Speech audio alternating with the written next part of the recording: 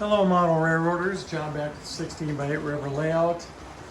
This is the continuation of the last video I did where I was painting the mountains. I started painting more on this side now, as I mentioned, and as I mentioned also I took my trees off this hill, and underneath my hill this is kind of what it looked like, other than the fact I did scrape off my static grass, so that this hill now is bare. But the land, the way you see the land on it is the way I left it when I plugged all my trees in. So it's kind of very raw looking and very much uninhabited looking, typical what you'd see out in the wilderness. And so again, the trees over here, like I described on the other side, I'm going for depth, trying to make things look distant. And that's hence the reason these are sloped down and up. And then I will paint back over here with the base color and paint little trees in there and so on. And I'm going to follow that same process all the way up the hill. The trees will start out small and get way big. They'll be up probably at least, I would say, about 5-6 inches up on this hill. Just the crest top of that hill is going to be sticking out. So that's why I didn't get too crazy on detail on the bottom part. Now I normally would like to paint trees behind it, but I don't think I will because it's going to be very dense with trees. So anyways, so the hill, again, that hill's going to be grassed and dirted. A lot of dirt and grass on there, and that'll be pretty cool.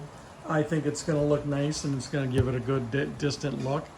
And what I also did was, as I mentioned, I got rid of some of this stuff that was all up here all the way around the tunnel. I got rid of about 4 feet of this stuff, and I just didn't like it. It just wasn't working for me.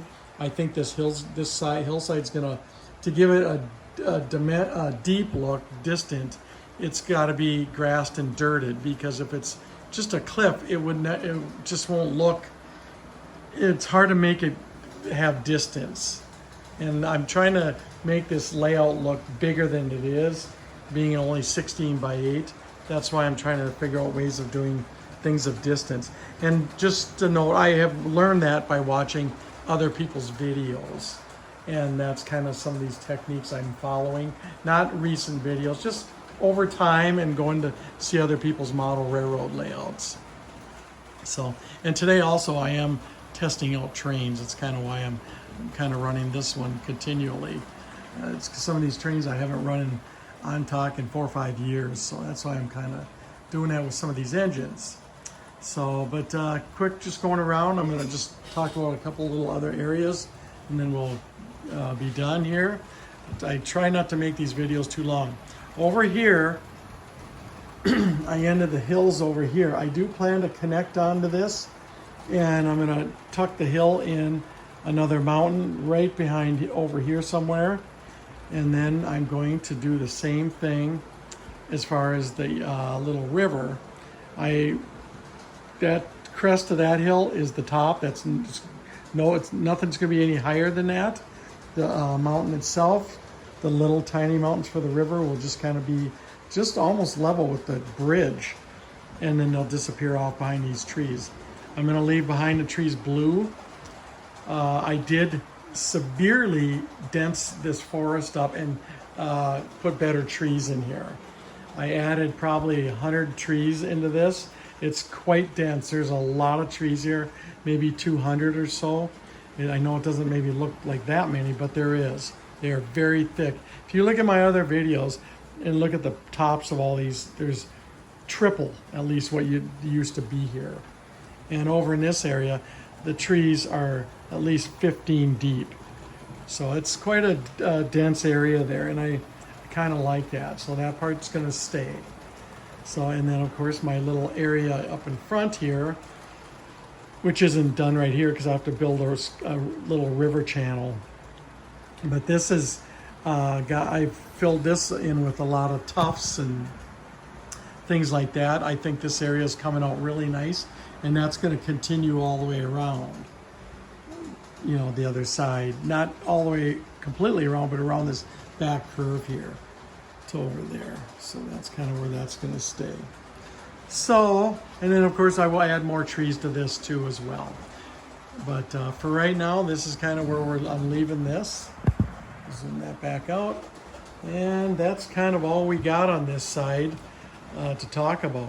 The rest of this, the only thing I could see happening this year, now that I've got all the foam work done and the sculpting and hills done, I just do have to add some rock facing in different places. But I'm probably for this year, just to give it something of a complete look, I may be painting this and then ground foaming some of this stuff. So I'm gonna work on some of that stuff. We'll just kind of have to see how that goes. I don't know if I'll get all that done by this winter, but it might be by spring I'll have some of that done. Just to give it something of a finished look, especially when I have friends come over, because when it's all white, everyone kind of, that's the first thing they comment on is pink and white stuff. So that's kind of why I want to do something, just to give it some cover. I know it's kind of redundant to do that, but it'll give it something of a finished type look. And that's all I really care for at this point to do. So anyways, that's all I got. If you guys have any questions or comments about anything you've seen, I just love watching these trains come around that S-curve. I think that is so cool.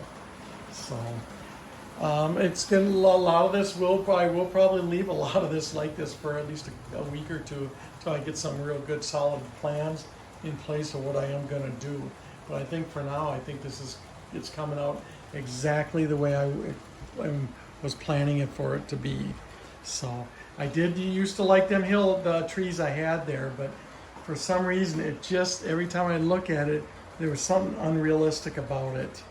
And I'm not a professional, so even this probably isn't going to be realistic what I'm doing, but I'll like it better. So, and I'm really going to try hard to not ever have to, well, not ever, for several years, not to tear the track layout part of it off this layout.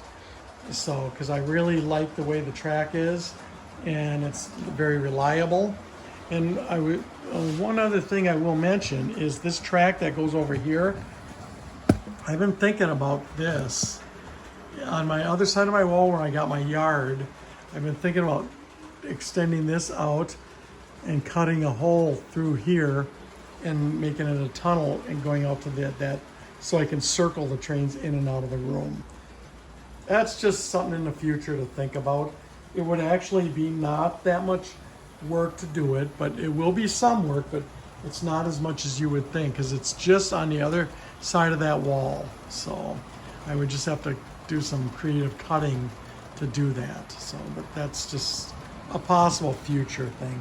Nothing that I'm gonna for sure do. So anyways, well, thanks for watching, and let me know if you have any questions or want to comment on anything, or if you just need to know how I did something, just send me a message. And again, thanks for watching.